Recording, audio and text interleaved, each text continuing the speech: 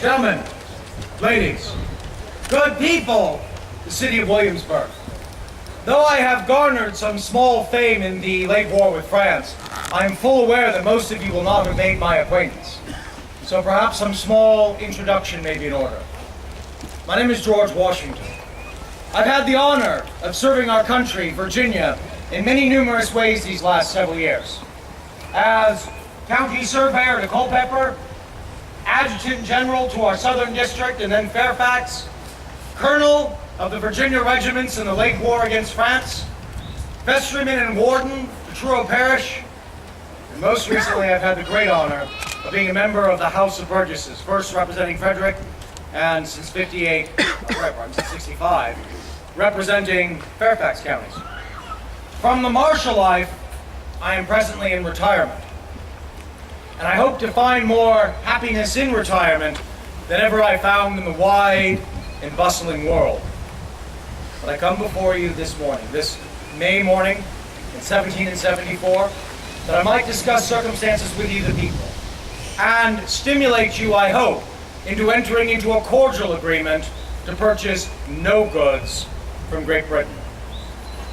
The taxes that have been imposed upon North America by the administration in Great Britain, these have enraged those of us who look upon them as a direful attack upon our liberties.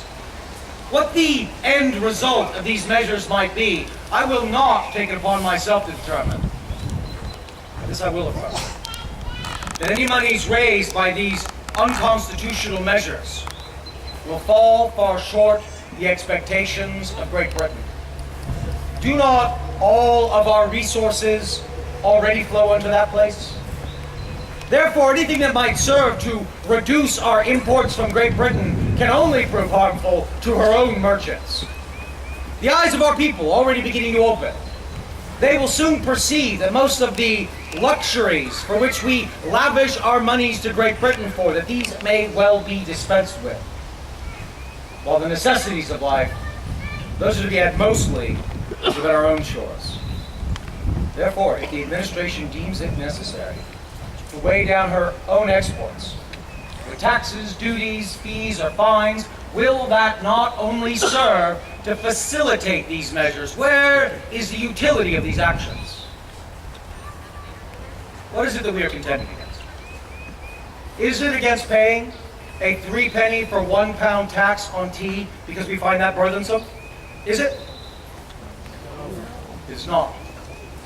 It's the principle that we have all along contested. I believe that Parliament has no more right to reach into my pocket without my consent than I have to reach into your pockets for money. Hear, hear! Yes. This has already been confirmed to them in a strong and yet decent manner by every colony and province in British North America. How is it that there are still those amongst our number who expect that we will gain further reconciliation simply by additional remonstrances, memorials, or petitions? An inherent spirit of freedom first told me that the measures which the administration hath for some time been, and now are most violently pursuing, that these are contrary to every principle of natural law and justice. For as wiser, abler heads than my own, these have fully convinced me that not only are these measures repugnant to natural law, but they are subversive to the laws and constitutions of Great Britain herself, in which the establishment of some of the best blood of this kingdom hath been spilled. What now is proven to be the response by a cruel and indignant Parliament to the unfortunate circumstances that occurred in Boston last December. The actions taken by our brethren in Boston, the destruction of over 340 half-chests of tea, that action was ill-judged and poorly timed. When we cry out in defense of our rights to property, how can we deny another man of his? And yet, regardless of the legality of that incident, it certainly does not justify the response by a cruel and indignant Parliament. We learned here, just a fortnight ago in the House, that it is the intention of the administration in Westminster to close the port of Boston Harbor as of the first day of June, less than 1 week from now. Now, how can that be called justice?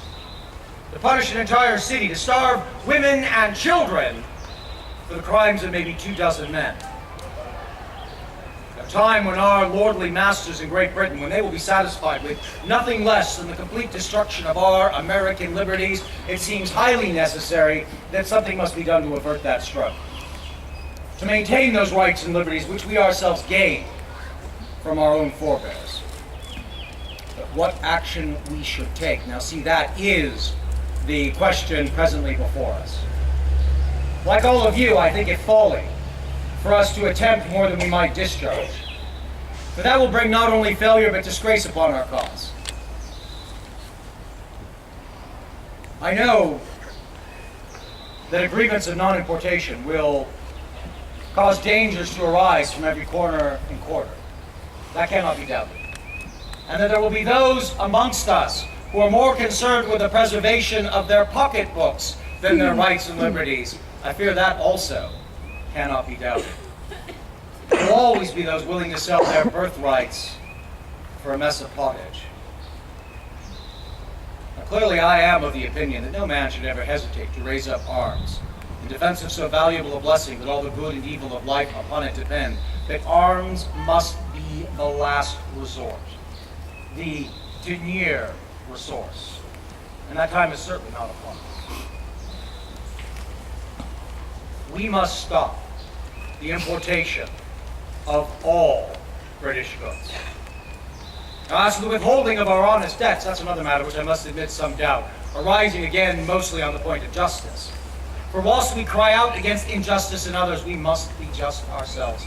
And how can we be called just if, whilst owing large amounts of private debt to British merchants, we refuse payment of these due to a public concern?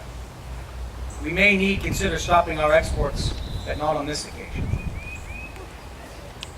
I trust that there is goodness and virtue left amongst us, that we might deny ourselves unnecessary luxury in the defense of our blessed liberties.